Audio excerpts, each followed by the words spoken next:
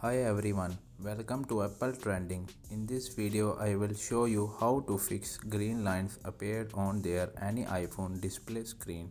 So guys, without wasting any time, let's start the video. Firstly, open the settings app, scroll down, tap on display and brightness, then automatic brightness toggle turn on, then turn off auto brightness.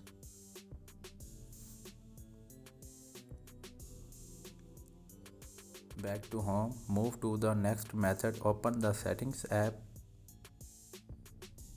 scroll down and tap on general, tap on software update. Make sure that your iPhone is connected to Wi-Fi, then please update your iPhone and back to home. Move to the next method, open the settings app, scroll down,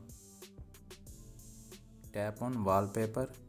Please choose a new wallpaper and change the wallpaper which is like the green line.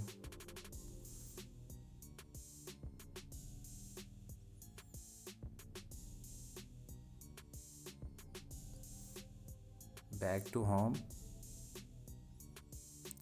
Move to the next method. First lock your iPhone, remove the back case from iPhone. Your back case should not be very tight and it should be very soft. Then unlock your iPhone.